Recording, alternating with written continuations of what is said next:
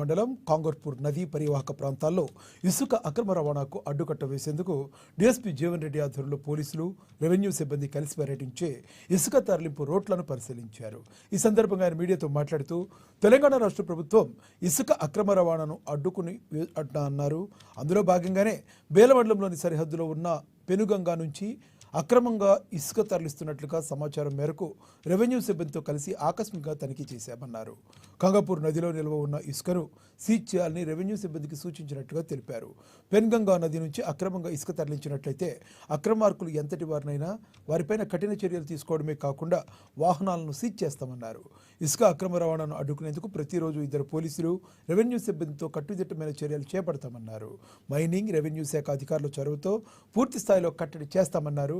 అలాగే బేల మండలంలోని సాంగిడి, కాంగార్పూర్ గ్రామాల నుంచి రాత్రి సమయాల్లో బోటింగ్ ద్వారా ఇసుక తరలిస్తున్నారని తెలిసిందని, వారిపైన దొంగతనాల కేసులు పెడతామని హెచ్చరించారు.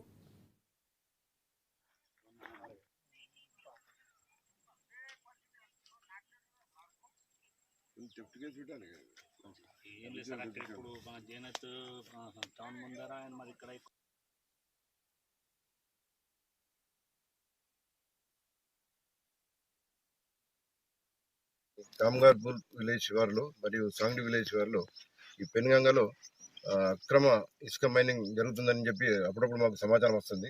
దాని గురించి మేము ఇప్పుడు joint revenue department, police department visit చేయడం జరిగింది. ఇక్కడ కొన్ని ఇల్లీగల్ శాండ్ డంప్స్ ఉన్నాయి. దీని గురించి మేము ఆర్డీఓ గారితో, ఏడీ మైనింగ్తో కూడా మాట్లాడడం జరిగింది. తర్వాత జైనత్ మండల్లో, ఆనంద్పూర్, భీంపూర్ మండల్లో కొన్ని చోట్ల కూడా ఈ పెనుగంగా బార్డర్లో రాత్రిపూట ఇల్లీగల్గా దొంగచాటున ఇదంతా మైనింగ్ చేసి కొందరు తీసుకుపోతున్నారు. మేము ఈ ఇల్లీగల్ మైనింగ్ చేసే వారికి మా పోలీస్ డిపార్ట్మెంట్ స్ట్రిక్ట్గా వార్నింగ్ ఇస్తున్నాం. ఇంతకుముందు కూడా చాలా వెహికల్స్ సీజ్ చేసి ఏడీ మైనింగ్ పంపడం జరిగింది. కొందరి మీద దొంగతనం కేసులు కూడా పెట్టడం జరిగింది. బోర్డు ద్వారా వాటర్ నుంచి శాండ్ తీసి ఫిల్టర్ చేసి ఇల్లీగల్ శాండ్ మైనింగ్ చేస్తుంటే కూడా బోర్డు కూడా సీజ్ చేసి జైనత్ పోలీస్ స్టేషన్లో కేసు నమోదు చేయడం జరిగింది. ఇల్లీగల్ మైనింగ్ ఎవరు చేసినా, దీని వెనుక ఎవరున్నా వారిపై చట్టపరంగా కఠిన చర్యలు తీసుకుంటాం. వారి వాహనాలు సీజ్ చేయడంతో పాటు ఈ శాండ్ మైనింగ్ యూజ్ చేసే బోట్స్ కానీ, తర్వాత ఎక్విప్మెంట్ కానీ అవన్నీ సీజ్ చేయడంతో పాటు ముందు ఈ విలేజ్లలో, పెనుగంగా బార్డర్లలో, పెనుగంగా రివర్లో ఇల్లీగల్ శాండ్ మైన్ చేసే వారందరిపై దొంగతనం కేసులు కూడా పెడతాము. కాబట్టి దయచేసి ఎవరు కూడా ఇల్లీగల్ శాండ్ మైన్ చేయొద్దు. మీరు శాండ్ అవసరం అనుకుంటే తహసీల్దార్ నుంచి కానీ, వేరే ఏడీ మైనింగ్ గారి గురించి కానీ ఎక్కడైతే లీగల్ క్వారీస్ ఉన్నాయో అక్కడికి వెళ్ళి మీరు పర్మిషన్ తీసుకుపోండి. అంతేగాని ఈ ఇల్లీగల్ మైనింగ్ చేయడం మూలంగా ఈ వాటర్ లెవెల్స్ కూడా ల్యాండ్లో తగ్గుతాయి.